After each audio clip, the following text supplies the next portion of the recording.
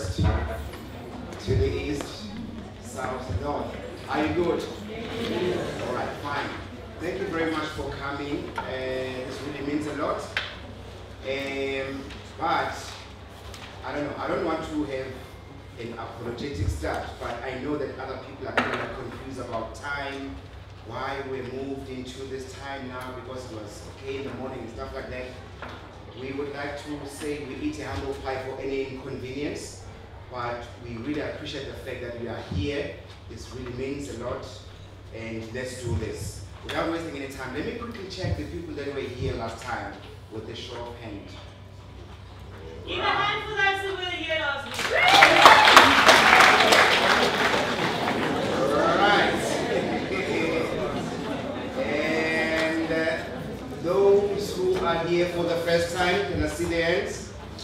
Wow.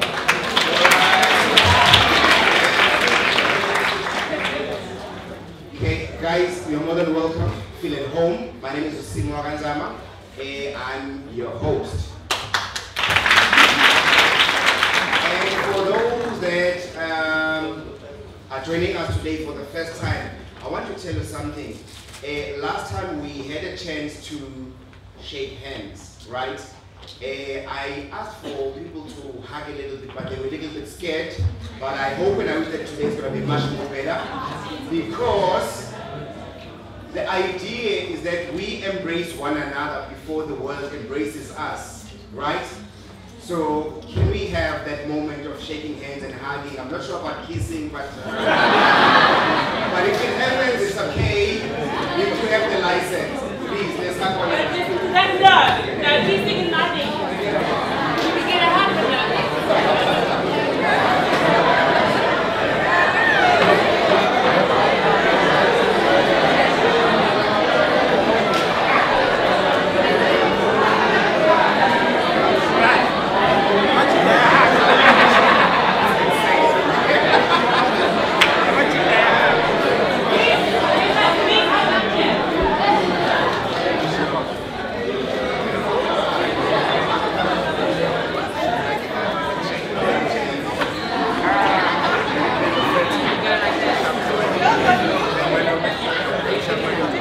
Yeah, I will.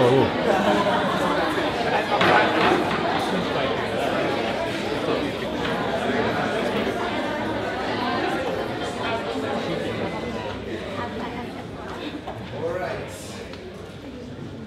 People are a little bit scared of, but it's okay. It's going to be fine. Maybe we can do the hugs after this particular session. Outside where we're going to have more space. Thank you very much. Yeah. Like I said earlier on, the idea is to make sure that we unite more, because we are here for a specific objection, not an objection, but an objective, right? The idea is to make sure that we unite and then we discuss ideas as to how to move it forward. Simply because people are getting educated, they get qualifications and stuff like that, but the unfortunate part, right, this is the one, right? So the biggest challenge of them all is that when we look for the jobs, you get rejected. The system simply says that you do not qualify, or maybe your points and stuff like that. So we simply say that in this movement, we create our own things. Let's create. Last week, we spoke about the leadership. Am I correct? Simply because we were celebrating, or we were commemorating the 67 minutes of Utatu Madiba. So many people said so many things, like the mottos or whatever that drives them. Thank you very much. We don't have the board, it's outside there, but with everything that was coming outside inside your heart. Therefore, good people, let's proceed. And we also touched base on what? It was not the leadership only, but we also spoke about the entrepreneurship. We were introducing ourselves. Oh, sorry about that. Let me close this. Sorry about that. Let's switch it off to show respect. Right. Maybe before we can go so much further, let me pick like few people just to get sort of like a recap. What did you gain last week? What was your observation, so that other people can be able to catch up? Were you there? All right. To be focused on what you do and to believe in yourself. Thank you. Right. right, let's give him a big round of applause. I can see my hand up here. Do you guys remember? Yeah. What can I do today to change my tomorrow? We've got that plywood here, we bring it in. Right. Somebody on this side. Okay, so last week there were 3 guests that were present, and they were asked a range of questions, and they were given their a response by their perspective as to how they see leadership and on the guidelines of leadership and how we can actually approach it and use leadership to actually develop ourselves in terms of being an entrepreneur. Sorry. Thank you very much. All right. What are your expectations for today's session? What is that you would like to achieve? I'll just choose 1 or 2 before we introduce our speakers, before we can go so much further. What are your expectations? Why are you here, sis? Yeah. My name is, listen, this program is on TV, so you're gonna go on TV. And listen, good people, when you're in TV, when you laugh, you don't laugh like, you go like, oh Lord. Right? Yeah, right. Who are you? Where are you from? What are your expectations? Hi. Good thing I've got my makeup on today.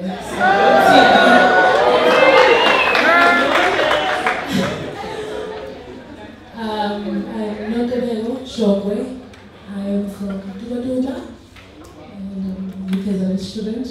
And I'm here with the purpose of trying to understand more of entrepreneurship, because I've got a vision myself, and learn more and just pop up.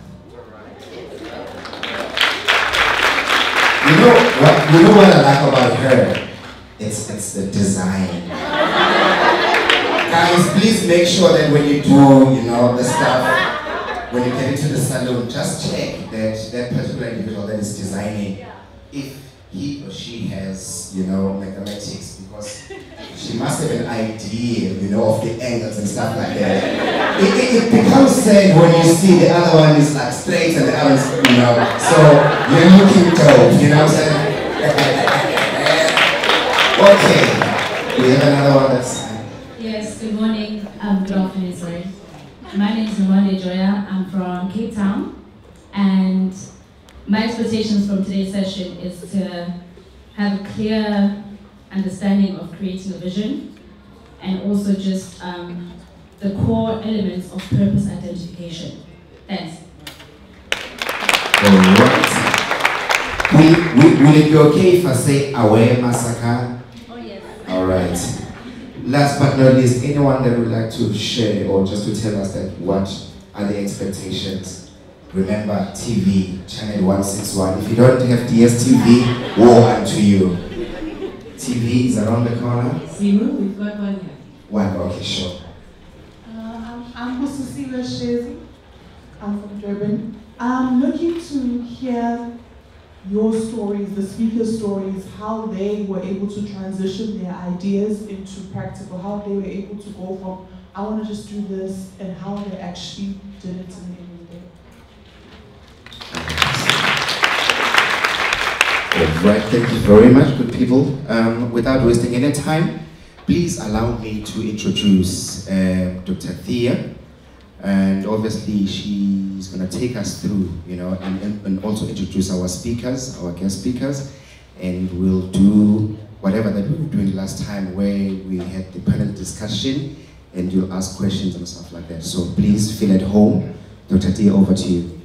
I'm just keep on thinking, what an incredible face to see of the amount of youth, and youth that we classified last week till people under 41, I can just like sneak in that category. But it's taking charge of the future, and you're using an opportunity. Now, as I explained last week, we're going on a journey. And when I spoke to some of you and I asked, what do you want to get out of the program? Some of you said you want to learn the financial planning, and the business plan, and the HR, and the recruiting. And I said, before we get there, there's other things that we need to realize. And these things that's more important just to set your budget yet. The thing that we're going to focus on today is vision. vision that we have for ourselves, for our own lives, and the vision that we have for our business. If we don't have a plan, not a plan, if we don't have a dream, how can we do our business? How can we inspire others? How can we be leaders in our community if we do not have a vision? And to speak to you guys on this topic, I've got two incredible ladies here, Sarah and Bianca. They will introduce themselves and what they do. And we're going to go today on a bit of an inward journey.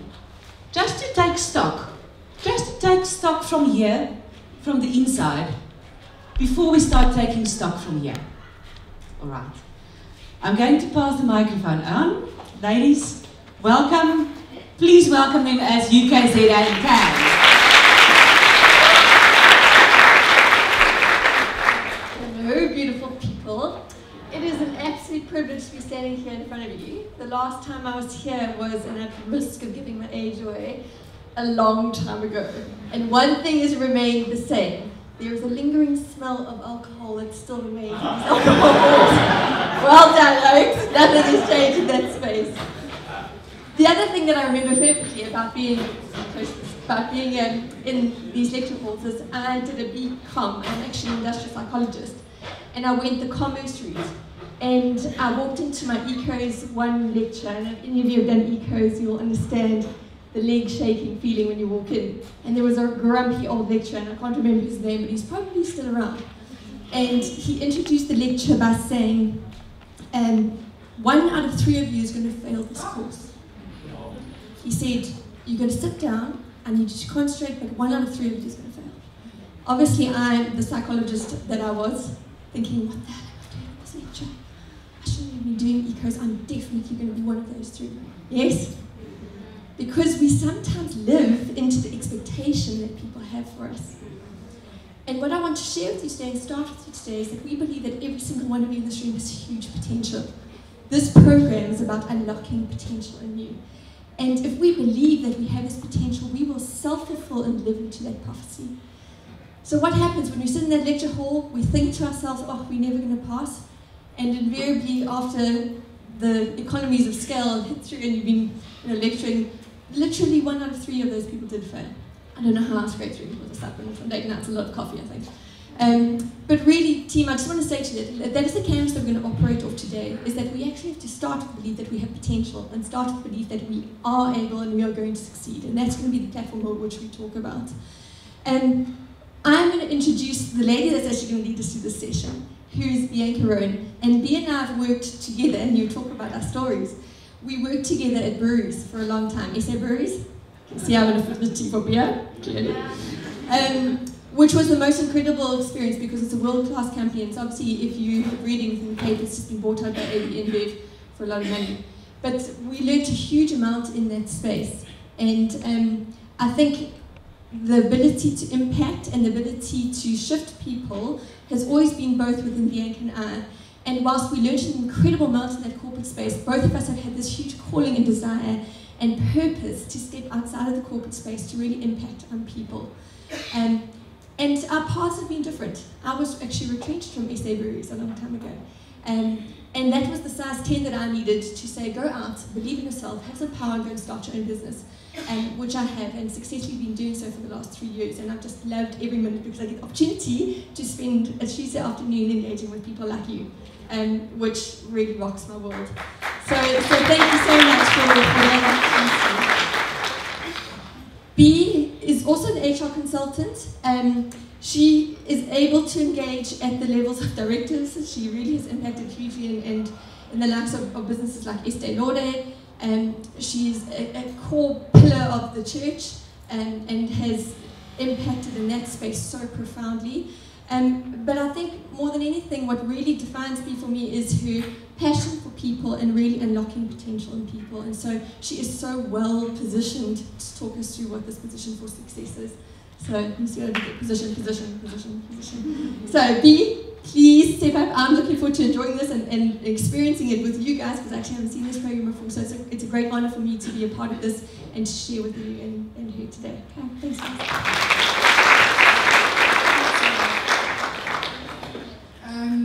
So my name is Bianca Rowan. entrepreneur was that I was forced into becoming an entrepreneur. And then I discovered that it was the most amazing opportunity to not be tied down to one stream of income, but to receive multiple streams of income.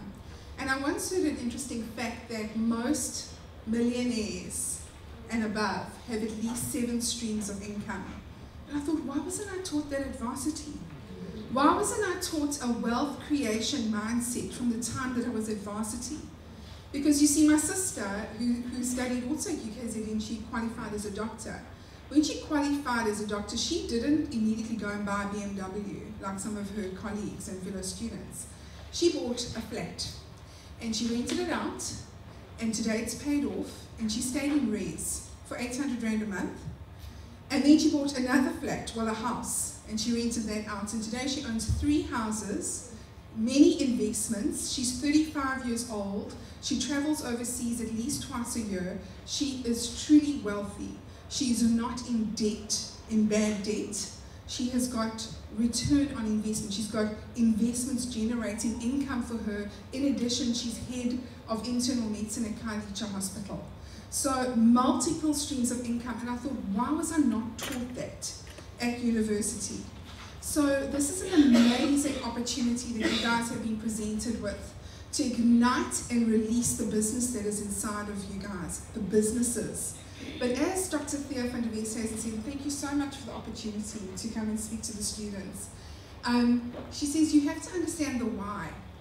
In corporate, when we start the year, like an SAB, that was the smallest, it was a South African company that became the largest brewer in the world.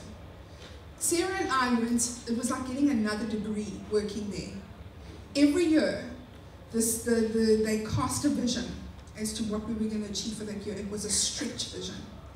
And before long, it was cascaded all the way down to a forklift driver. Every single person knew their contribution to that vision. Their job had a why. Why am I doing what I'm doing? Because that is what we're going to achieve this year.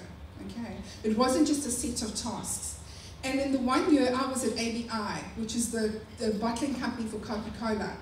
And we pitched to the business that we wanted to take our entire team away to cast this vision and to understand the vision and why we needed to do certain things, and let them translate that into what that meant for them so that they could set their individual goals. And the business resisted us, but we spent 150,000 and we took our entire plant out to Blythedale Beach. We did some team building and we cast the vision, we set some goals.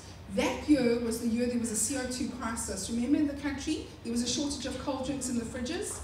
We were the only plant who delivered a significant profit. We were the only plant that delivered a profit.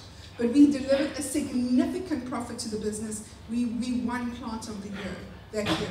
We also got the highest score in terms of employee engagement, which meant that our employees were motivated, they were committed, they were in there with us. So the why, guys, is very important in terms of where you are going, casting a vision as to where you're going. Why are you doing? Who are you? Who are you? And most of you are going to discover who you are. You may have a sense of who you are, but normally through the experiences that we go through life, that's really refined and unpacked in terms of who we are. But this is a departure point for you to just think of some things to help you unpack who you are and the why of business, so that there's context, and that positions you for success. Position for Success is actually it's a series of modules. Today I'm doing one of them, and hopefully in the future I'll have a chance to come back and do another module. But I've done it extensively to learners, graduates, people that are underemployed, unemployed, to help them position themselves to be employable and to build up their confidence so that they can walk into the market believing in themselves. So today's module is called Purpose, Passion and Goals. Okay? So we've introduced ourselves. I've introduced the course a little bit. But what I'd like you guys just to do, just amongst where you're sitting, and just let's be cognizant of the noise levels, because we're in a small venue and there's a lot of us, so let us not talk too loud, okay? And I'm just going to give you guys just 5 minutes, so don't go from Genesis to Revelation or talk the whole long story. just to introduce yourself in groups of 4. So you may just need to turn around. If it's 5, don't stress. But just introduce yourself and check in. Tell the person that's sitting near you your name. Name a brand that describes you and why. Okay, so brand, you know, some famous brands. Where's the marketing students? Okay, so describe a brand, okay, that describes you and why. Can you imagine if I describe myself as Department of Home Affairs? What would you guys think of me? What comes to mind? Okay, so now I want you to think of a brand, and I want you to think of why, and tell everybody why you've chosen that brand, how it describes you. And then I just want you just to mention in the group, what are some rules in this space and in the space going forward so that it's a learning environment for everybody. Okay, so what are some of the things that all of us need to do to make sure that this is a learning environment for everybody? Okay, so that's how you're going to check in amongst yourselves. Okay, 5 minutes.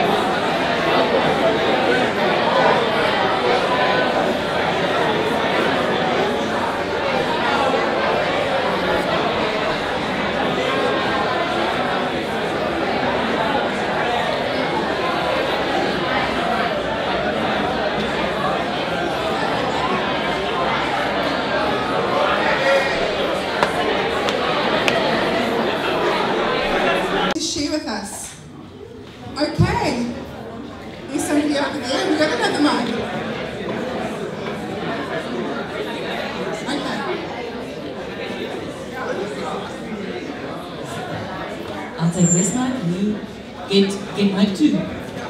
Alright, brand description. I've got a volunteer right up there. Hello, welcome. Just like almost 3 minutes late.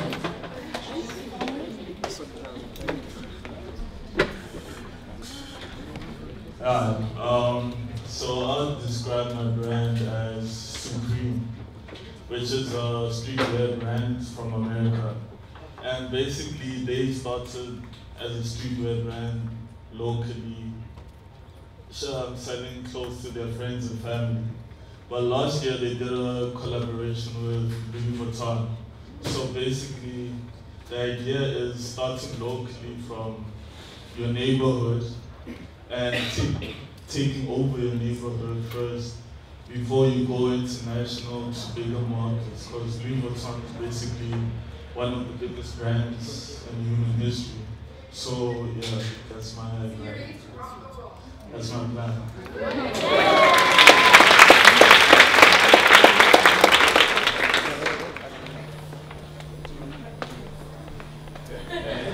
1, 2. We would like to see you. Be bold. The brand that I picked was Nivea, because Nivea has products that are used secretly, so you spray. So I can be a little shy at times. But then Nivea also has some makeup products, your lip balm, your lipstick, and also I can show up as well. So that's why sometimes I'm a little bit shy, but at the same time I also am out there. One of my favorite brands though. I love this. So we'll just have one more after this gentleman. 1, 2. Okay. Yeah, we would like to see you. You can stand up.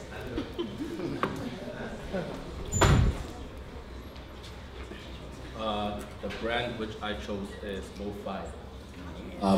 Mainly encouraging black excellence, black industrialization, and breaking boundaries. Wow. Yeah. A big round of applause, please. Next one. There's one more here in the corner. All right. And that's the last one. what I can say. I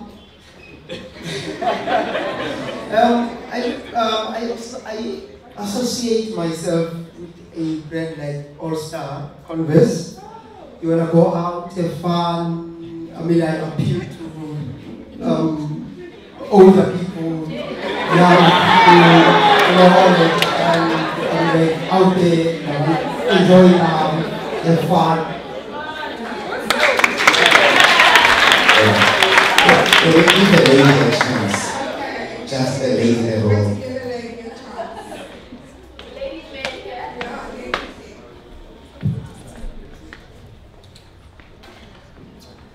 Hi guys, my name is Langa. I associate myself with a very simple brand like Woolworths. It's a very simple brand. I say this because I speak of their clothing, very comfortable, and as a big girl, they have lots of sizes. Some people think that just because you're fat, you have to wear like ugly clothes, but Woolworths clothes are very comfortable for fat girls as well. Second, okay, well, sorry, in South Africa, they've also introduced a platform for local designers. Recently, they've had designers like Terry Makuku, opening them up to a bigger audience and introducing their clothes to us, because I would have never known who Terry Makuku is. But now that they're on board with Woolworths, we're introduced to designers like that, and they make quality clothes.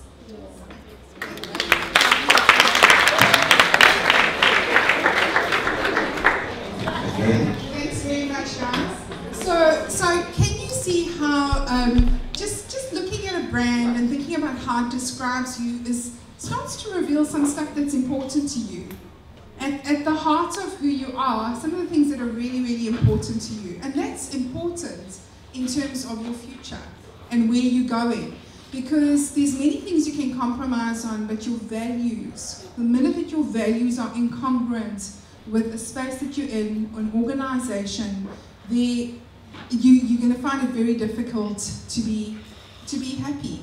Okay? So Sarah's got her own version of that. Do you want to talk about? Sorry, I just want to share a story in that space, and I guess whilst being so privileged to work for a company like SAB, one of the reasons that I got quite disconnected in that space is because I became a new mum with 2 young children, and I think that what my sense of value in that space shifted. I was a young girl who was so career focused. I was going to climb the career ladder. I was going to be the HR director by the time I was 32, that was my goal. And then I had these 2 little small people, and my whole world shifted upside down. And what transitioned for me in that space too is that I started to look at our marketing initiatives and say that we were targeting pension payout days and social grant days to do buy one get one free and to be selling beer and alcohol into that space. Now that didn't sit well with me. I was a new mum, and for the first time I was like, actually I'm not comfortable with this. That we started to lose our focus on the people and it was all about bottom line, what we could deliver. And so a part of me started to feel incongruent, like B said, in that space. There was this, and I couldn't describe it, and I couldn't put a finger on it. And what I've realized subsequently is working with an organization where we are impacting people and delivering the best out of people, I feel alive. I feel like I can stand up, and it doesn't feel like work. I mean, look, this doesn't feel like work, this was amazing. But it took me a while to unpack that and understand that for myself, and for me to reveal around what is important to me and what do I value and how do I live that out, because if we aren't able to live that out and aren't able to understand that for ourselves, it's very difficult to actually position ourselves into that space. Thank you for letting me share that. Okay, if I could just have, I don't need the mic, I just need just a couple of pointers as to going forward with the SHAPE program, because there's quite a lot of you guys. What do we need to do in order to make this an awesome environment? Okay, so this is just for, yeah. Oh, we need a mic. Okay. Yes, okay, we've got a mic. Any feedback? Now I can give one, cell phones off. Okay? Okay, any others? Okay? Okay, no eating in venue. Okay, what else? Okay? Why no eating? Okay, because they may not let us use the venue again. What other rules, guys? Yes. Okay, so respect other people's opinion. You may not agree with it, but respect that everybody does have opinion. Okay? How are other ways we can show respect to each other in this environment? Yes. Encourage one another. So clap, cheer, smile, appreciate.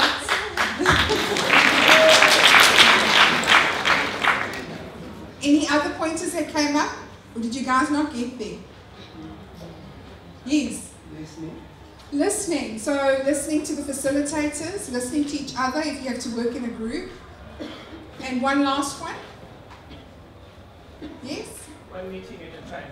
One meeting at a time. Okay, so sometimes you will get excited and you'll just want to share something, but when 200 people in a room, all those individual conversations start to create a lot of noise, distract from what everybody can learn in this space. So if you can just value each other enough to offer everybody the opportunity to learn, that would be really awesome.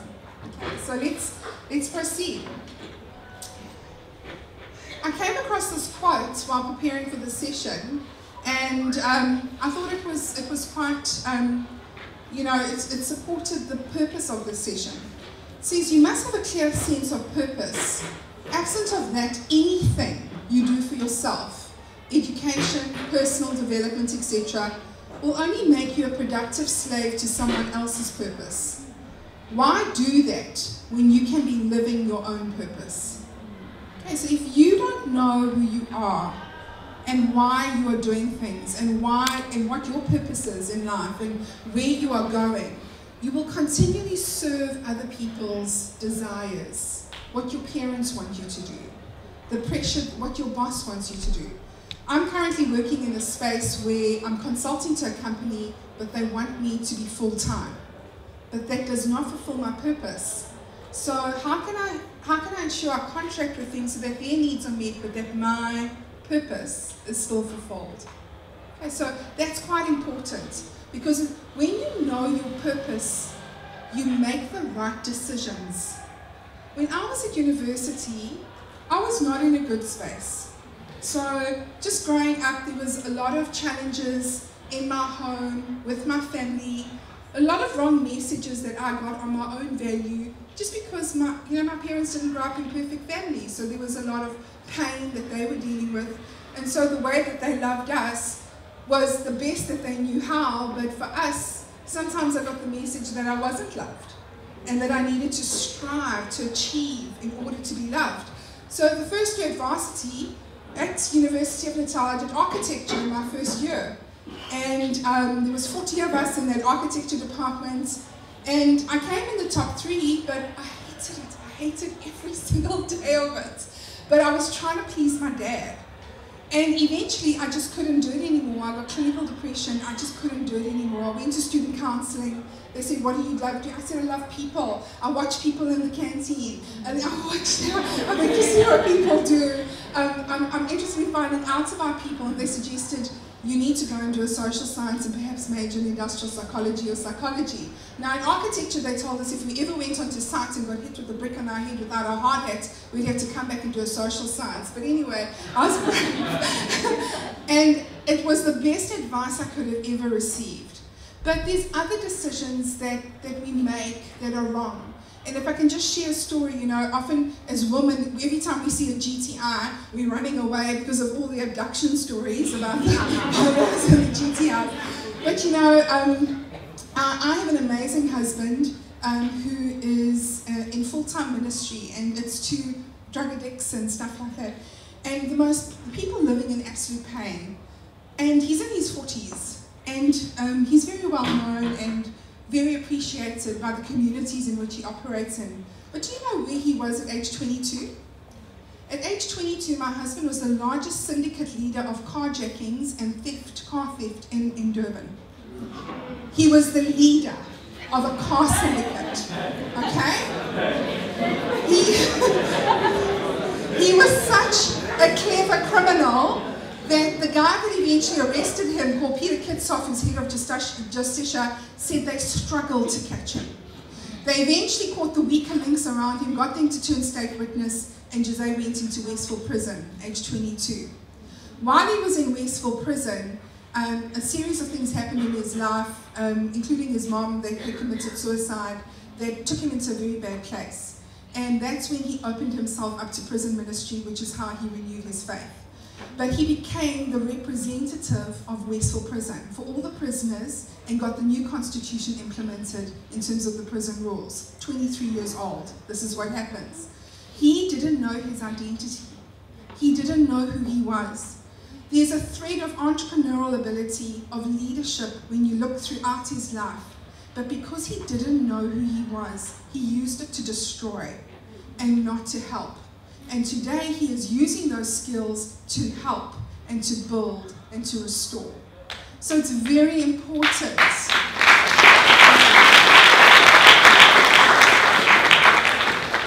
When we look at people that are acting in a destructive way, they do not know who they are. When I look at those guys hijacking girls and abducting them, I see a whole lot of people who do not know their identity, that are using their lives to destroy and not to build. And, you know, how many of you set out on a journey without knowing the destination?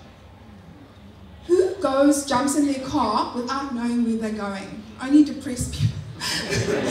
Okay, most of us, if we jumping in our car, we know where we're going. We have GPS. We set a point. So why in our lives do so few people set goals and write them down? Often it's in the washing machine of your mind, and it's not written down, and it's not thoughtfully done. Okay, so, and I'm not even going to ask you how many of you do have goals, because I've done this session many times, and it's only few people that have written down and intentionally mapped out their personal goals. So the session today is going to be quite intentional in helping you to discover your purpose by taking through a series of questions and helping you cast a vision of success for your life. And just to help you get started, because we come from different places, so I've often done this session to people that come from very poor rural backgrounds, and they've grown up in abject poverty, like really, really difficult circumstances. Sorry. And Oprah, there was a woman that Oprah described as the person who most inspired her. Out of all the celebrities, out of all the politicians, the greatest people in the world that she has interviewed, she said there was this woman that inspired me. And her name was Tererai Trent. How many of you have heard about Tererai Trent? She was a girl in Zimbabwe, taken out of school, I think it was about 8 years old, you'll hear about it just now. Taken out of school because of the patriarchal system, girls had to get ready for marriage. And the teacher noticed that her brother's homework was always incredibly correct. But when it came to the tests, he got everything wrong. So she went to the village to check what was going on with this boy. And she discovered that Tererai, his sister, who the dad had taken out of school, is doing the homework, 8 years old. A child prodigy, genius, very, very intelligent. Teacher begs the dad, please can you put her back in school? Dad says no, she's a girl, she has to get ready for marriage. Anyway, a few years later, Tererai is about 18 years old, and an international NPO comes to their village called Heifer International and asks these girls, she's married by this time, she's got 3 children, got married at 11 years old, married at 11 years old. And this NGO asked these girls, what are your dreams? Nobody had ever asked them, what are your dreams? And so Tererai wrote down that her dream is to get a qualification from a US university. So let's just watch, I'll let Oprah just introduce her a little bit, and then I'm going to switch to the next slide where she talks about the process that she went through in terms of achieving the vision of success for her life.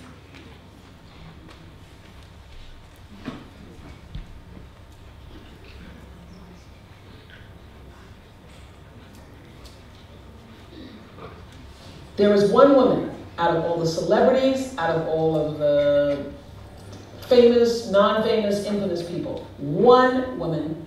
Who was she? Her name is Tererai Trent. Listen to the story. I'm going to try to shorten it for you guys. Okay. Tererai Trent, born and raised in a village in Zimbabwe. 11 years old, she's doing her brother's homework. She wants to go to school. Her father says, no, you're a girl. You have to educate the boy. Yes, that's right. That was the tradition. That's right. The boy has to go to school, you can't go to school. So she starts doing her brother's homework. She does her brother's homework, he goes to school, he gets all A's on his homework, yet he doesn't know the answers to the question. The teacher comes to the village to say, what is going on here? This boy doesn't know the answers, but his homework's perfect. She finds out that Tererai, his younger sister, is doing his homework. She begs the father to let Tererai go to school. The father says no, she can't go to school. Finally, he marries her off. She marries at 11 and a half years old. She gets married. She has 3 children by the time she's 18 years old. A woman comes to the village from an NGO, Heifer International, and asks, what are your dreams? This is gonna make me cry. Finally, it's gonna make me cry. Ask her, what are your dreams? This child has never thought about what her dreams were. She says, write down your dreams. She writes down her dreams on a piece of paper and she folds them in a tin can and she buries them under a rock. The first dream was to be able to go to a school in the United States of America and get a college degree. She ends up, through some miracle of the NGO, going to the United States. She gets a college degree. Wow. Yes, she gets a 4-year degree in 3 years. Tererai Trent. She goes back to the rock in Zimbabwe. She writes her next goal on the piece of paper. She buries it under the rock. She writes, I want to get a master's degree. She goes back to the United States. She gets a master's degree. By this time, she now has 5 children. She's married to a man who still needs her. Incredible. She goes back to the United States. She gets her master's degree. After the master's degree, she goes back to the rock in Zimbabwe. She writes down her final goal is to get a doctorate degree. And last year, she became Dr. Tererai Trent.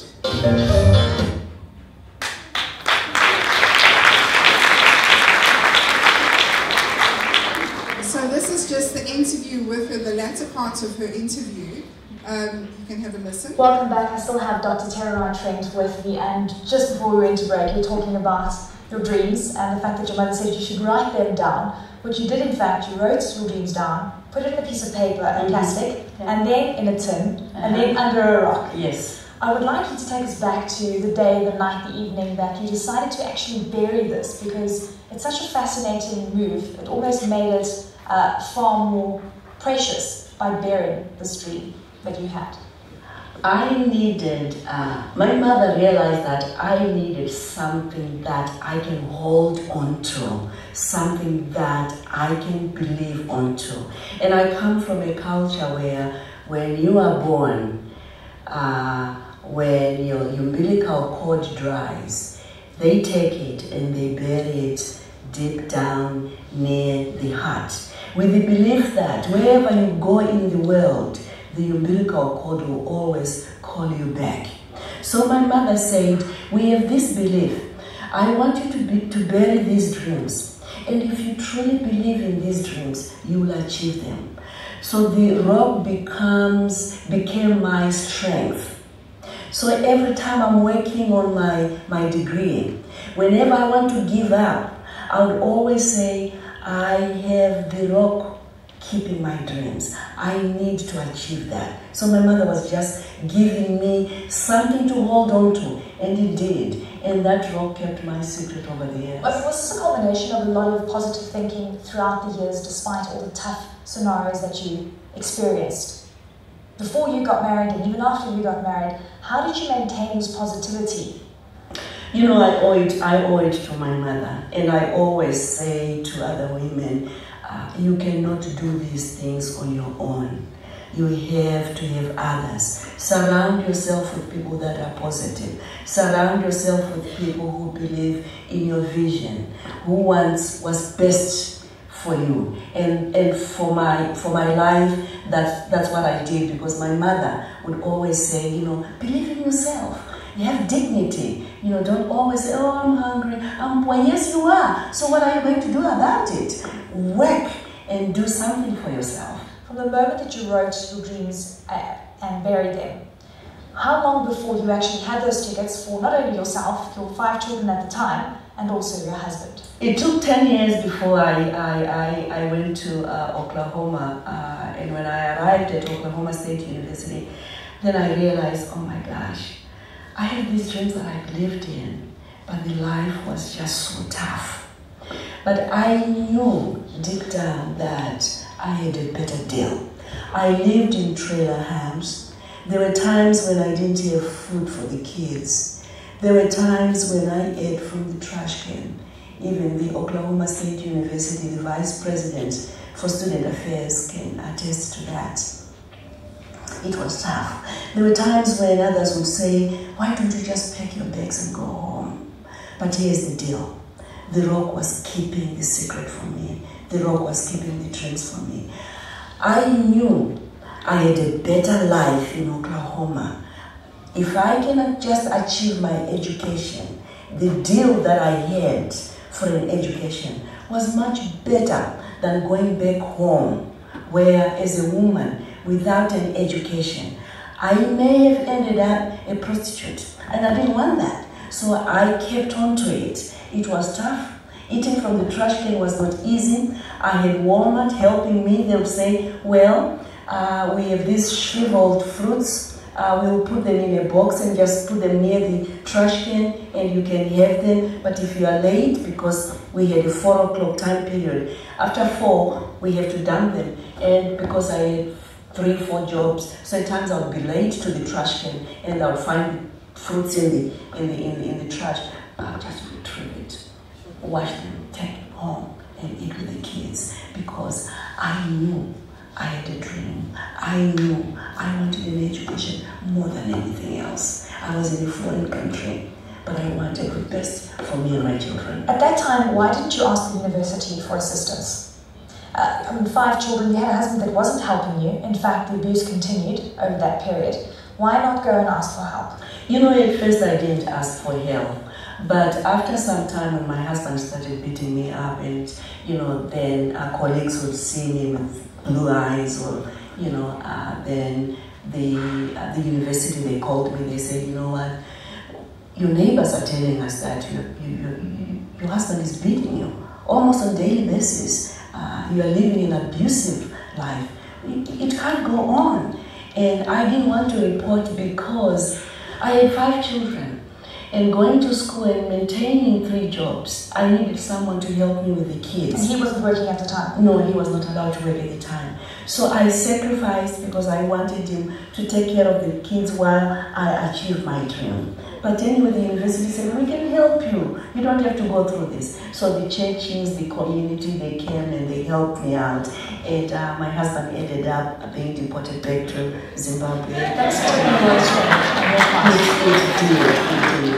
That's also the power of knowing others, the power of a society. In Africa, we say it takes the whole village to raise a child, and it took the whole community of Stillwater, Oklahoma, to raise me to be where I am today. And what's also very interesting to note is, despite all those challenges, you had quite a great support system that eventually came to the fore. And you also really maintained your loyalty to your husband, despite the fact that he was very abusive, because when he fell ill, you nursed him. Yeah, what happened was when he came back to Zimbabwe, then I got enrolled in my master's, and it became very tough with 5 children and being in a master's program.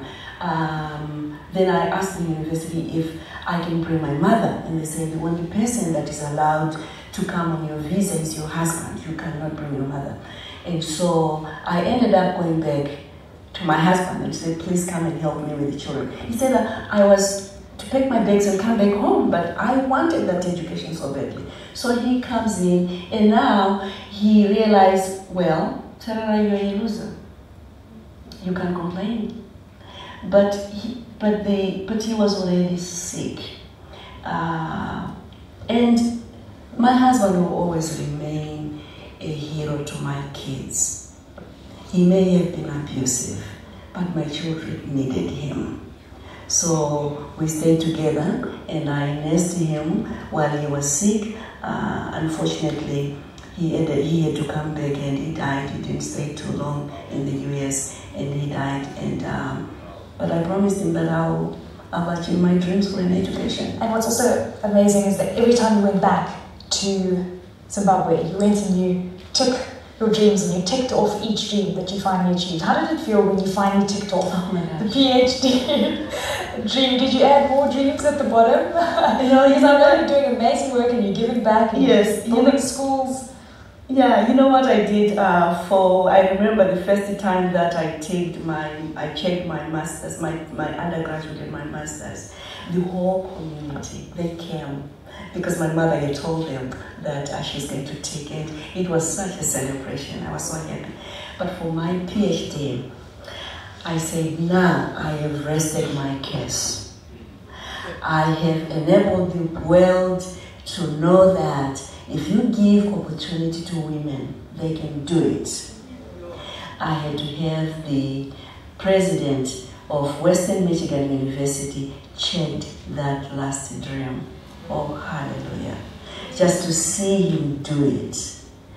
For me, I had said, we have proved to the world that we need to give young girls and even boys the opportunity to have an education.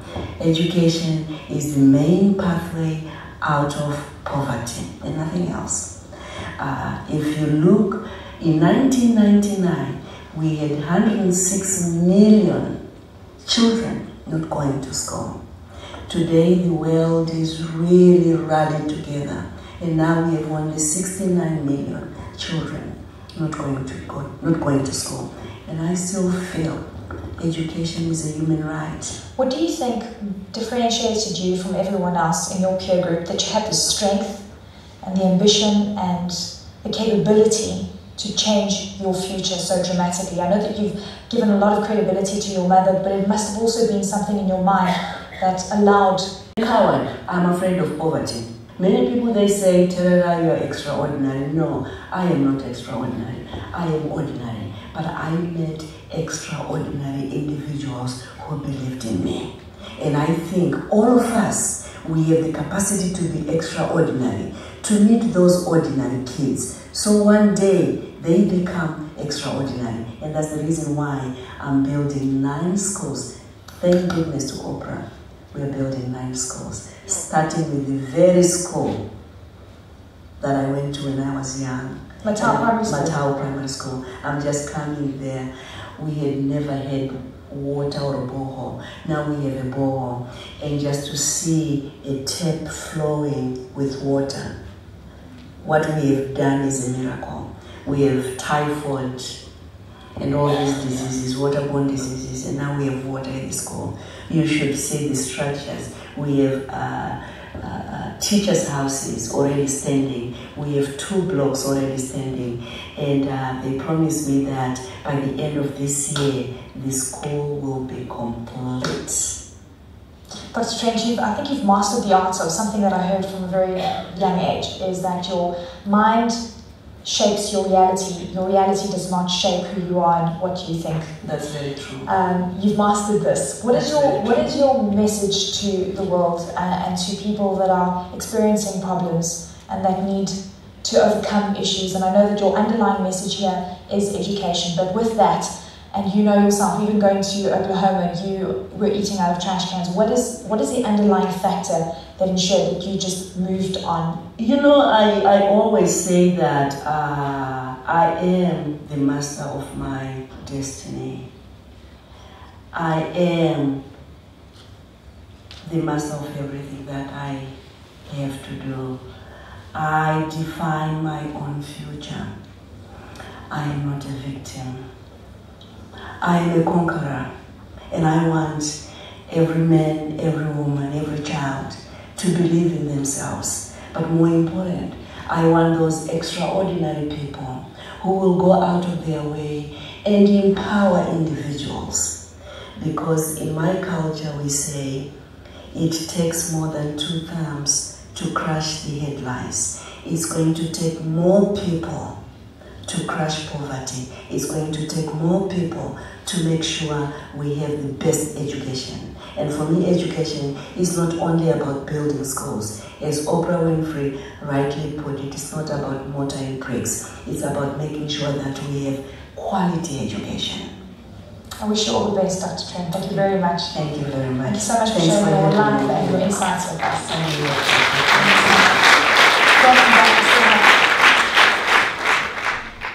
So, lots of things were said. What are some of your key takeouts? If you can just put up your hand and we'll bring the mic to you. Just some of your key takeouts from what Dr. Tererai Trent shared.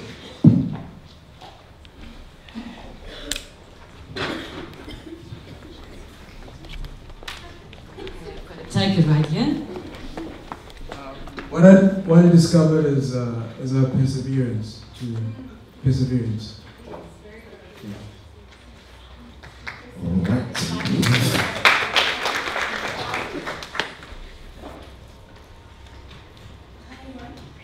In South Africa, you normally find people when you ask them questions like, why didn't you go to school? And the answer would be, oh, sorry, we didn't have money at home.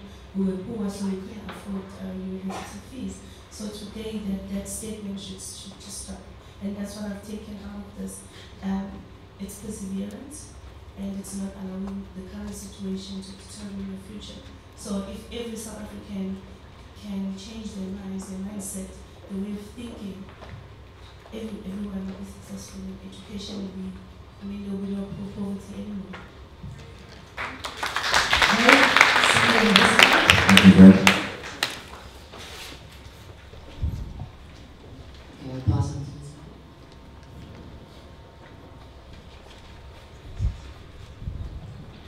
Hi, I think that this was extremely powerful what we had to listen to now. And I think most importantly, she didn't allow a certain circumstances to define who she became.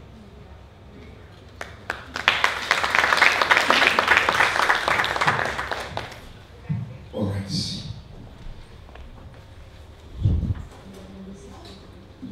Hi everyone. What I took from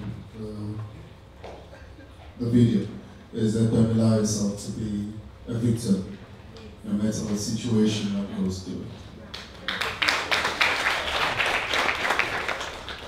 Hello. What that actually isn't scientific, but I think if you really work hard, if you really believe in something, the universe makes it happen. It's going to help you make it happen, but you just need to work hard.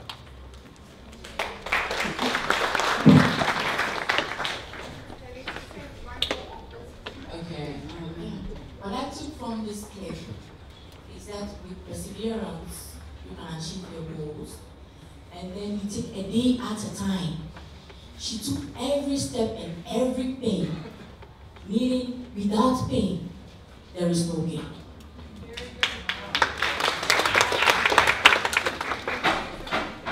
Okay, what I got from this is that as women, circumstances that only come up for women sometimes hold us back from what we're trying to achieve. You know, as a woman, you're the one that has children, and the female inside of you is it's your instinct to take care of your children. And it means that putting your children first doesn't mean giving up your dreams. And that's what I really got from this, is that she made so many sacrifices for her children, but she didn't let the fact that she had children stop her from achieving.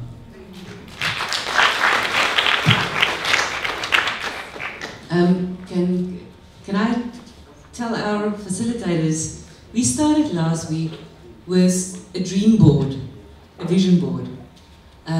Sarah, if I can ask you, we brought some Koki pens. Can you just recap in short format what they are saying, write it on our vision board. And at the end of this time, we will have all your dreams right there. Last person want to share on that side? Excuse me? You are excused. Hi everyone.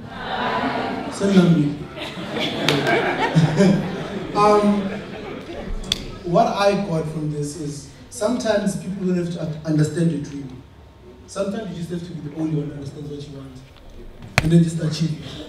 Because sometimes we have dreams, but then we explain it to our friends, and then they don't understand it. Then we think it's work or it won't work. Sometimes you just have to do your own thing. Yes. Thank you.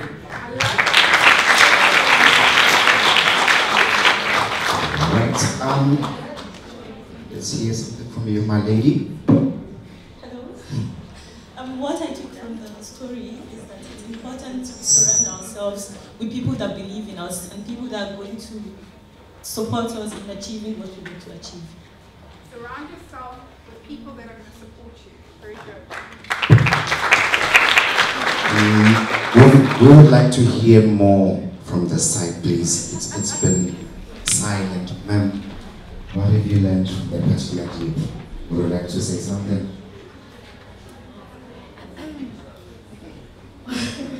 What I learned from this video is that in spite of whatever challenges she faces, she always remains positive and strives to reach her dreams.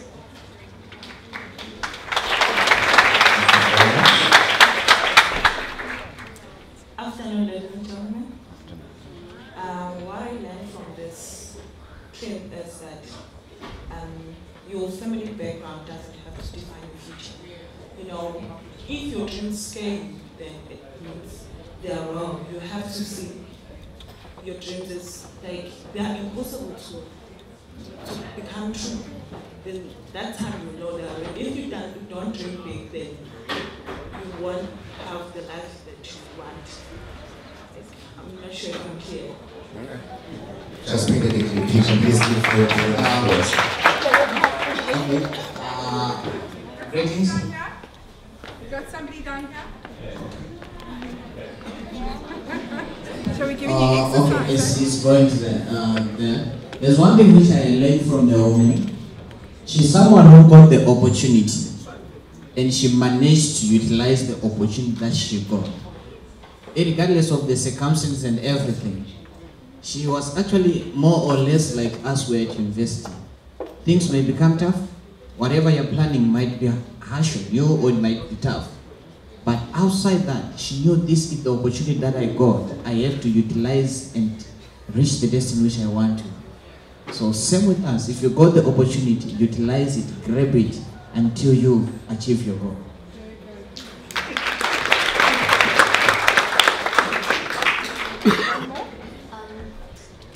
Just a little thing I've learned from what we saw is that from the beginning, you're like, okay, you have to do what you love, even if you're not doing it for yourself. Because she was kicked out of school, but she really enjoyed it to the point whereby she did the homework for her brother.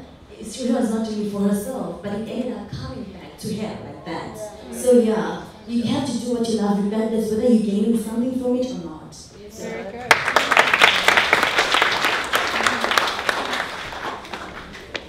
What I learned from the video is to never underestimate the power of writing it down and having something to account to. Like when she had the rock, because I always think I have it in my head, but writing it down makes it so real.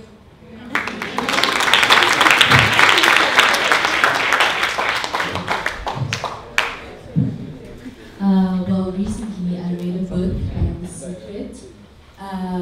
From what I learned from this video is that often at times we focus on the things that we do not want, which are the things that we attract.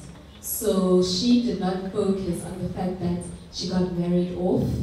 She was living in poverty, but she knew that she wanted an education, so she pursued that education. She wrote down her goals and achieved them. So we should stop focusing on things that we do not want, because those are the things that we attract.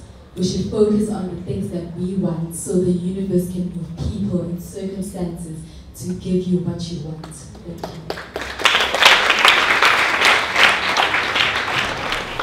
you.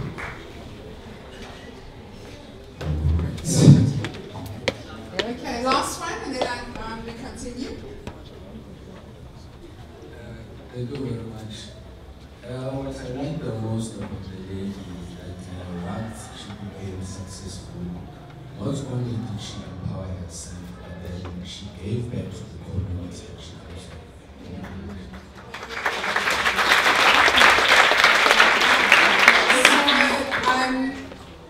And you know, a lot of what you guys are saying is what is important to get out of this, because you know, when Sarah and I were just planning for the session, and we were just talking about what we've seen, and when I was at SAB, I used to be in charge of the graduate recruitment program for KZN. So I used to have to interview the graduates, go to the universities, I used to have to map out their development plan in the organization, and I used to have to assess people that were successful and people that were not. And do you know that if you don't believe in yourself, nobody else is going to? You have to believe in yourself. And we saw people that came from the most disadvantaged backgrounds, but believed in themselves and leveraged the opportunity given to them. And we saw them succeed. So there was actually a study on emotional intelligence, and they took, it was called the Somerville study, and they took 400 boys. And they did tests on them, and then they looked at them 40 years later to see who had been the most successful in their career. And these boys came from different educational backgrounds, when they were very young, different financial backgrounds, different levels of wealth in their families, and even different cognitive abilities, so their IQs, you know, in terms of how quickly they learned and stuff like that was different. But that had no bearing as to who was the most successful 40 years later. The boys that had the ability to manage their emotions, bounce back from setbacks, and build effective relationships with other people were the most successful 40 years later. So you decide, guys, you decide that I'm not going to be a victim. Yes, my life is different to hers or his. Maybe there's just different lessons I need to learn to prepare me for where I need to go. But you decide that you're going to be successful. And you're going to write down a vision of success. And sometimes it changes. You heard Sarah say, I wanted to be an HR executive by the age of 32. And she did make significant progress at SAB. She got promoted. She, you know, her job got enhanced. Her profile got enhanced. She got sent on training.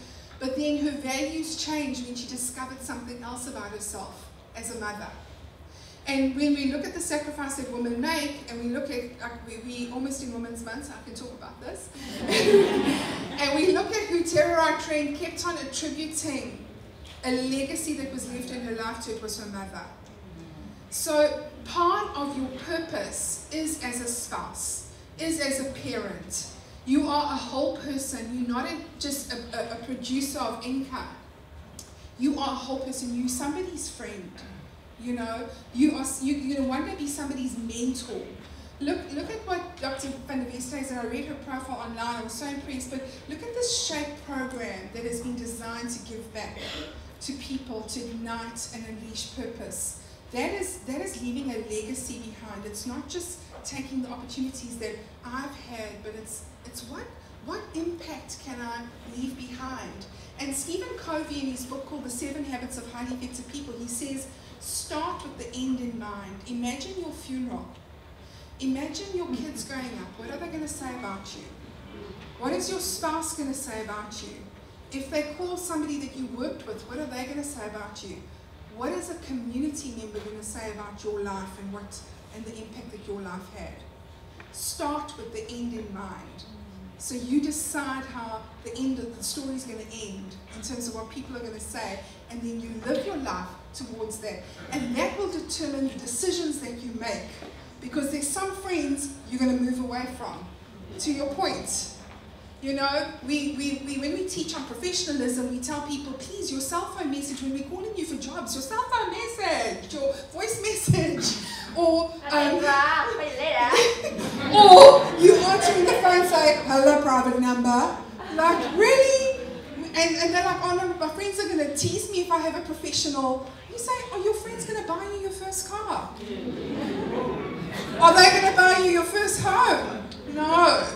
So the friends need to know their boundaries, okay? okay? This is my professional voice. I'm professional. I'm moving forward, okay? So some people you need to move away from because they want to. You know the monkeys in a tin. The minute that the others pull the monkey down.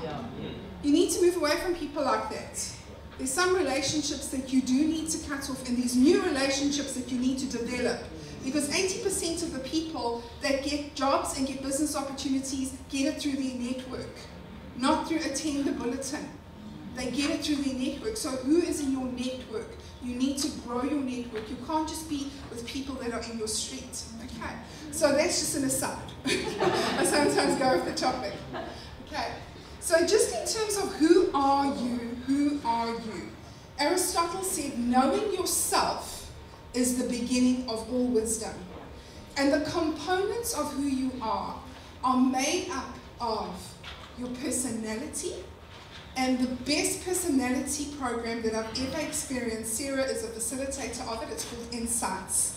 Okay, so I used to work for... Say that. So no, I used to work for an industrial psychologist, and we used to do Unilever graduate recruitment and SAPREF, and I would have to go in there and do psychometrics on the people. And I saw many different personality tests, but the most insightful that I ever experienced was the Insights personality profile. And we discovered that people have different personalities. Some of you are introvert, some of you are extrovert. There's strengths in both those styles. Some of you are very analytical. You've read my entire presentation, you've spotted all the spelling errors, you've added up the numbers. If the screen's a bit off, it's throwing you off. Some of you I had to rein you in many times because you talkative and you're loud and you wear red lipstick and you flamboyant. Some of us are very red. Just get moving, stop waffling. Can these people just settle down now? Can we move along? Okay. So we are different, and then some of you, are very kind, and your top energy is just empathy and kindness and gentleness and how other people are feeling. We are different. There's no right or wrong, but based on that forms part of who you are. You have different skills and natural talents. When you think of yourself when you were little, what was the thing that naturally, made your eyes shine? Think of that. Hey, do you guys remember that? The things that was it baking, was it cooking, was it being with your friends, Was it making your books all neat? We are different. We are different, and there's a strength in difference. And you are unique because you have a unique purpose and you have a unique contribution that you're going to make to the world. So just thinking back, who am I? I'd like you just to write down some answers. Okay.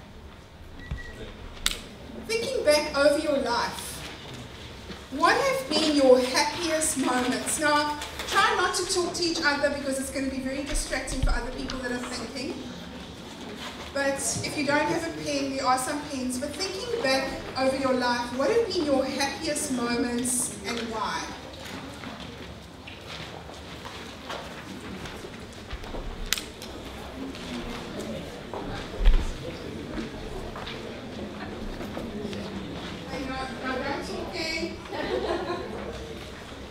This would be very useful for you just to unpack, and you're welcome to share this with people in your world and ask them these questions as well to help them.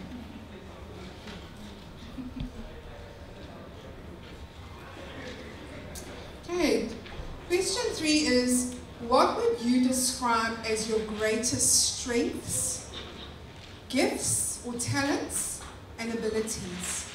What other things are you good at? For example, talking. I'm good at talking. Perhaps you're very analytical, you're good with maths. Sports-wise, you're a good friend. What are your greatest strengths, gifts, and abilities?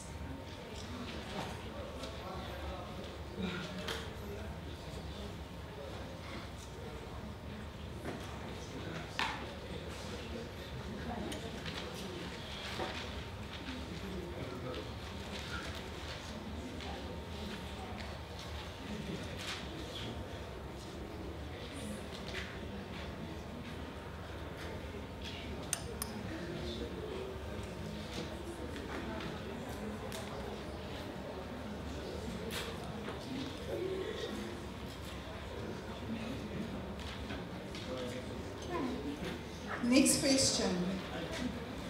When are you most fulfilled?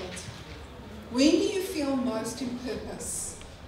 You're doing something and you just know, I was born to do this. Okay? Keep it clean, guys. This is for yourself.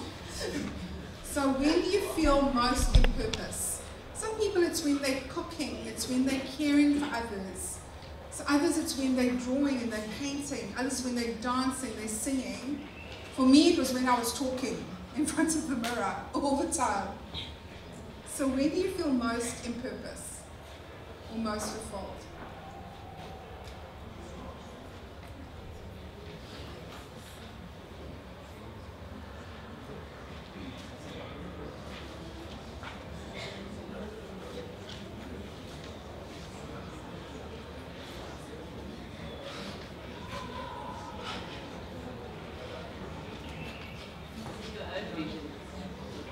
Yeah, this is your own, so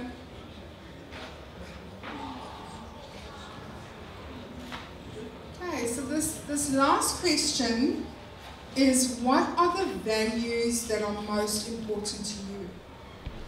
So what are the values that are most important to you? Examples of values are things like respect and integrity, success, you know. What are some of the values that are most important to you?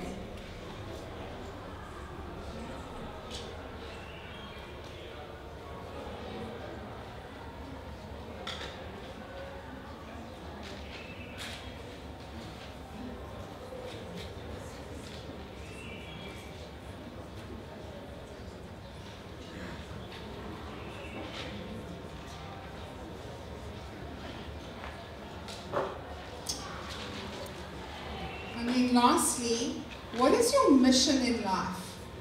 So what are you determined to achieve? I'll give you an example. An owner of an international retail company, his mission in life was to treat others the way that he wished to be treated. And he took that into every single business dealing that he did, into everything that he did. When the company was short of being able to pay bonuses, he cashed in personal investments to make sure that there were bonuses from for the employees, because he wanted to treat others the way that he wanted to be treated. Other missions in life could be, I'm determined to be an amazing parent. I'm determined to be a successful entrepreneur. You know, I want to impact the world positively. So what is your mission in life?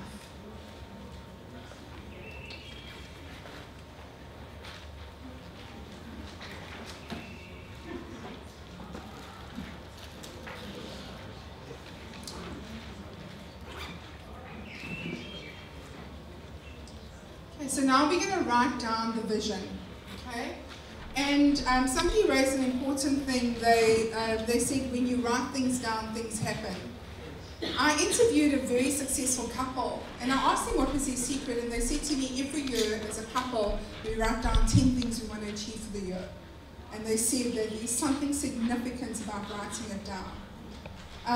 Harvard did a research on a group of successful people, and they found that what differentiated the top 5% of the others was that they had written personal goals that they were intentionally working towards. So there's something significant about taking it out of the washing machine of your mind and putting it down and putting it to the state of commitment. So you're going to write a 10-year vision to begin with, where it's a vision of success, it's a stretch vision, it's a believing vision of where you're going to be in 10 years' time. How old are you going to be in 10 years' time? Start with that, because that gives some context.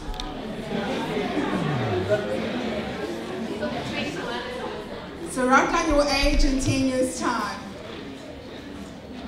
And then what I would like you to consider, okay, is I'd like you to write down a whole vision. So in 10 years' time, what is the state of your health going to be? Spiritually, emotionally, or in your mind, and your body. Because it's no use having a vision of success if you're going to be dead, okay?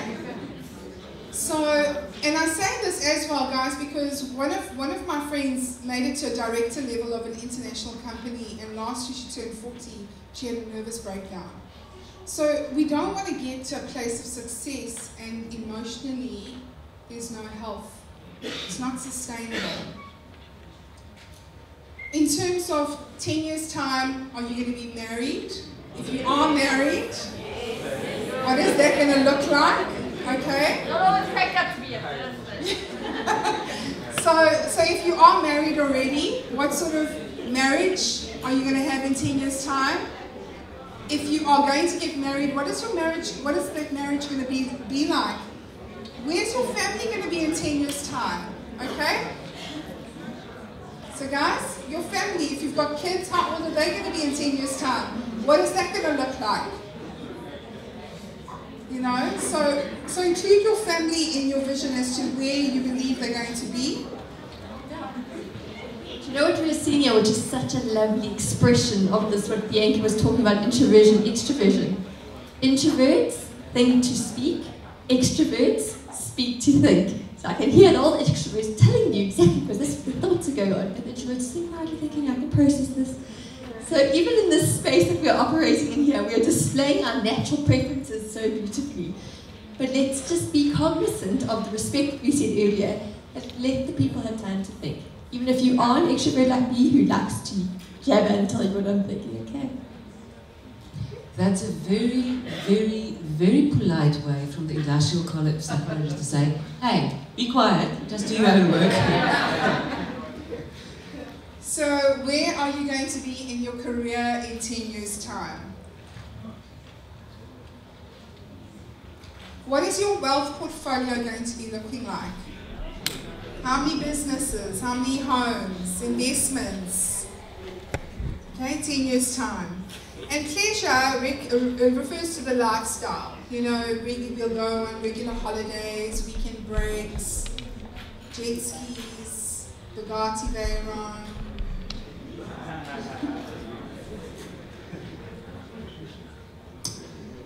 And in 10 years' time, what impact will you be having on your community? So what is the legacy you are going to be leaving behind, even in 10 years' time?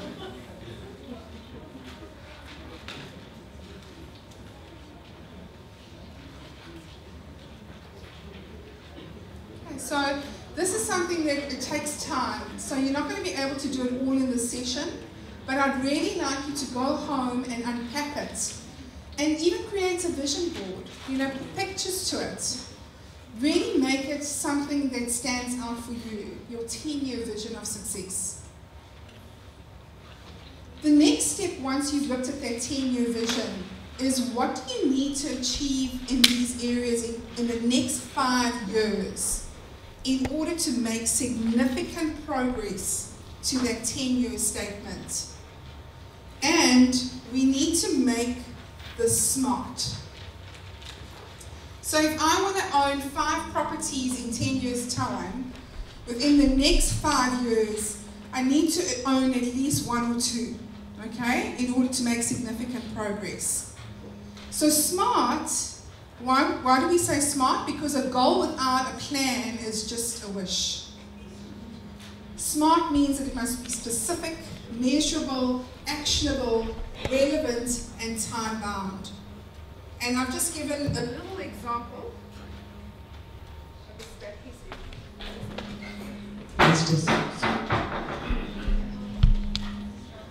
A little example of an attempt. It's not as smart as it could be, but for example, if you want to have a healthy body in 10 years' time, you know, something that would go into your action plan would be a healthy food plan, a weekly food plan for each day, eating at least 3 to 5 fruits and veggies per day, drinking 2 liters of water, having cardio, doing weight training, so being quite intentional about it, you know, and identifying what support you need, what resources you need, so that's some of the things that you're going to put into making your goals smart. An action plan, a deadline, or per day, per week. I'm going to lose 10 kilograms by this time. And also, if you want to have a healthy body, you're going to make the right choices, even in terms of your life, you know, in terms of various aspects of your life.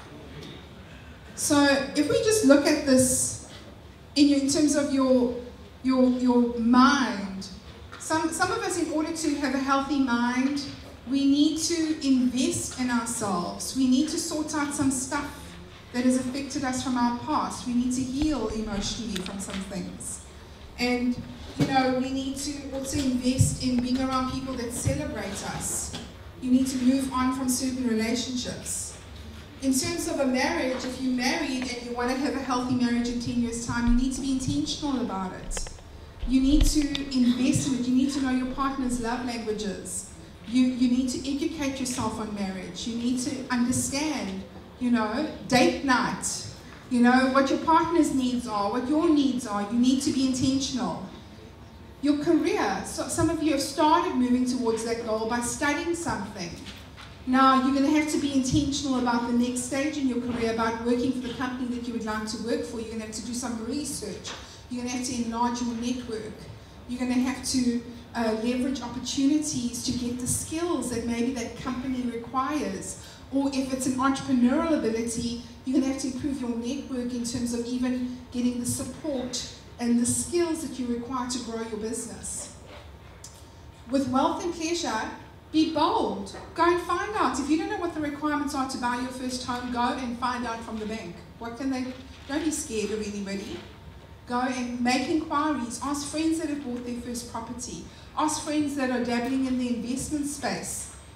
Expand your knowledge. Make progress in the next 5 years to achieve those goals. And then in terms of the community, sometimes at a varsity level, you think, but I've got no money. But guys, you can go and volunteer your time somewhere. You've got some time. You can volunteer your time. You can make an impact to the people around you already. So that's breaking down your vision into a 5-year strategy as to what an action plan, into what you need to achieve to make intentional progress towards that 10-year vision. And then you can take it even further to look at what do you need to do in the next year in order to make significant progress to that 5-year action plan. Do you know what this starts making you do? It starts making you say no to certain things because you understand why you're saying no to it. So you end up investing your resources in specific areas, your time. You become very intentional, even about the time you're spending on social media. For the 2 hours sometimes that drift by while you're sitting on Facebook, could be time doing a free course on Coursera, could be time making connections that are going to advance your business, could be time doing something constructive to move towards your health goals, your career goals. So you're going to say no to some things in order to make intentional progress towards where you want. And you're going to say yes to other things. And you also start becoming very aware of when opportunities present themselves that are in line with your path. And you grab those opportunities and you leverage them. So when you are clear about who you are, what's important to you, where you want to go, and why you want to achieve certain things, you start making the right choices to move intentionally towards that. And that is what yields success. And sometimes you have to take a detour. So in terms of taking a break, I mean, I've left corporate. I've gone and worked full-time for a church for a season, but it was intentional because of where I'm going. And now I'm back consulting, and I also consult to NPOs and to churches, and I also consult to businesses. So it's quite intentional. Okay, just as a check out, amongst yourselves, just for the next 5 minutes before 4 o'clock, I'd like you just to share in those same groups what your key take out from the session was today. Okay, so just in your little groups, 5 minutes, what your key take out from the session today.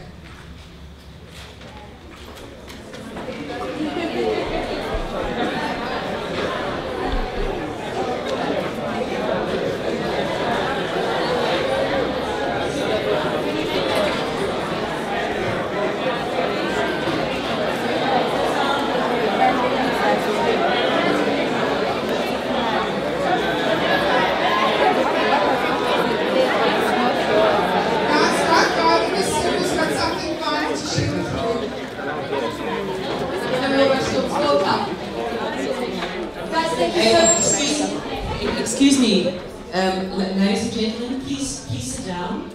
When they say check out, we are not done. We are not done. We have 7 minutes left. And there's important things that needs to happen in these 7 minutes. So check out doesn't mean check out of the venue. It means debrief. So there's 2 minutes left. Just debrief. I need to speak about next week. And Singu got something to say. And then there's some photo opportunities with the speakers. So quickly, don't go, just sit here. Right? 2 minutes time, debrief. I want to say something, see you. I can see you sneak out. Let's hear just quickly back from a couple of people what the takeouts from today is. There's been anything that's been aha, that's made you shine, that you thought, I'm going to do it.